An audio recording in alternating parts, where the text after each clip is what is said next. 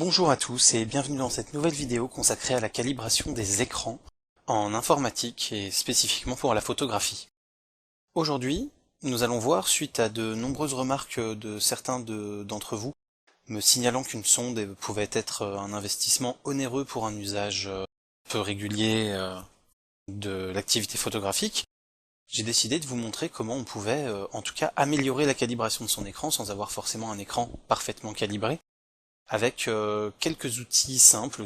Je vous ai réalisé quelques mires qui vont vous permettre de réétalonner un petit peu mieux votre écran, pour en tout cas avoir quelque chose qui soit pas trop foncé, pas trop clair, pas trop contrasté, avec une courbe de gamma qui soit correcte, bref, avoir un écran qui soit déjà un peu mieux dans les normes. Alors pour cela, moi je vous conseille de vous mettre dans ce que je qualifierais de lumière normalisée. Une lumière normalisée, c'est-à-dire une lumière qui ne bouge pas, donc en gros de fermer vos volets, d'allumer une lampe, si possible une lampe en lumière du jour, ou en tout cas la lampe qui sera allumée quand vous traiterez vos photos. En effet, la lumière extérieure conditionne directement la perception que vous allez avoir des couleurs, et c'est donc très important quand on veut avoir un écran dont la calibration est bonne, sans avoir de sonde qui va réanalyser en temps réel votre environnement lumineux, d'avoir une lumière constante.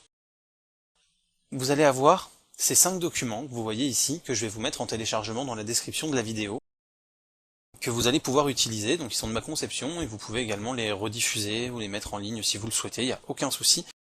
Donc on va commencer par la mire de gris qui est là.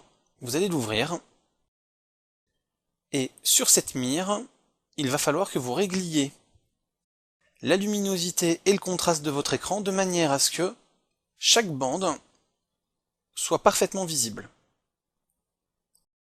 Donc vous en avez 20.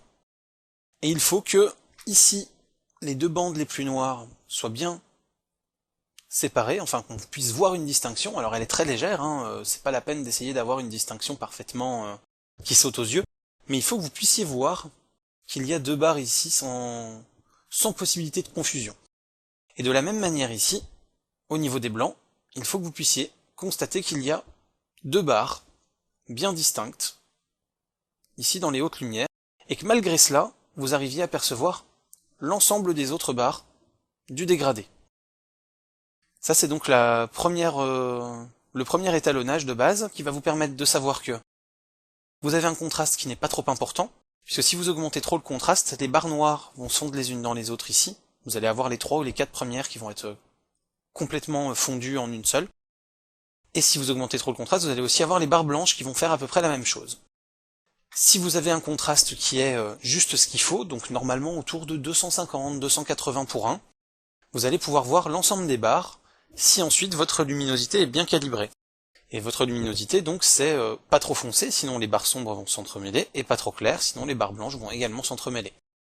Donc il y a un bon temps de travail pour ce premier étalonnage, puisque en le faisant à la main, ça devient quand même beaucoup plus compliqué qu'une sonde qui va faire 2 mesures et savoir exactement comment corriger les choses.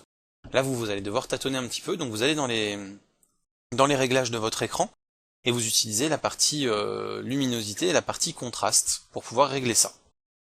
Une fois que ça c'est fait, on va aller dans le deuxième fichier, qui est le dégradé gris 1. Et ici, en fait, vous ne devez pas voir de cassure entre le passage du noir au blanc. Si vous voyez une cassure, ça peut vouloir dire 2 choses. 1, ça peut vouloir dire que votre contraste est trop important. Dans ce cas-là, il va falloir le réduire encore un peu et revenir donc sur la première image pour pouvoir réadapter ensuite la luminosité. Ou 2, que votre courbe de gamma n'est pas bonne. Et dans ce cas-là, n'hésitez pas à jouer aussi sur les gammas de votre écran, si vous pouvez bien sûr jouer sur la courbe gamma, pour pouvoir obtenir quelque chose. De la même manière, le dégradé de gris qui est ici ne doit pas avoir de dominante colorée, il ne doit pas virer sur le rouge, sur le vert ou sur le bleu. Il doit vraiment rester neutre. Alors pour ce faire, si vous voulez comparer, je vous conseille, à défaut de mieux, de prendre une feuille de papier ultra white, donc vraiment très très blanc, pour pouvoir avoir une couleur absolument neutre en comparaison. Ou alors, le mieux, ça reste encore d'acheter une petite mire de gris neutre pour photographe. Vous en trouvez pour une dizaine d'euros, voire moins parfois sur Amazon. Vous n'avez pas besoin qu'elle soit très grande, puisque vous allez c'est juste pour la poser sur votre écran, à côté d'un gris neutre que vous allez avoir ensuite, pour pouvoir le comparer au gris qu'il devrait être. Une fois que vous avez fait cette comparaison, vous allez utiliser le dégradé gris 2 pour vérifier également que vous ne voyez pas de cassure dans l'autre sens non plus. Si vous ne voyez toujours pas de cassure, c'est qu'on progresse déjà pas mal. Si votre mire là est bonne et que les dégradés sont bons, on va ensuite donc vérifier la colorimétrie des gris. Et on va utiliser cette quatrième image des gris colorés. Alors cette quatrième image, en fait, il va falloir que ce gris-là n'ait aucune dominante. Donc c'est là que votre mire peut être très intéressante. Et il va falloir que, ici, vous distinguiez parfaitement les carrés qui sont gris rouge, gris vert et gris bleu, mais également à droite de l'image ici, que vous distinguez parfaitement le gris bleu, le gris vert et le gris rouge. Et il faut vraiment qu'ils aient des dominantes bleu, vert et rouge. S'ils n'ont pas de dominante de la couleur que je vous dis, donc bleu, vert et rouge, c'est peut-être parce que votre gris ici a déjà une certaine dominante, et qu'il vient gommer une partie du bleu, du vert ou du rouge qui est ici. Donc vous ne devez pas les voir jaunes, vous ne devez pas les voir violets, vous ne devez pas les voir roses, mais vraiment bien bleu, vert et rouge, j'insiste bien là-dessus. Et si c'est le cas, l'écart avec ce gris-là étant très faible, ça veut quand même dire que vous avez un gris qui est très proche d'un gris neutre. Celui-ci c'est vraiment pour dégrossir, et celui-là donc pour affiner. Dernière étape, la vérification, pour voir si tout est bon. Et donc vous allez charger cette image qui peut paraître extrêmement sombre, mais c'est parce que c'est souvent le sombre qui pose problème dans la calibration d'écran, les teintes les plus sombres ont du mal à être transcrites.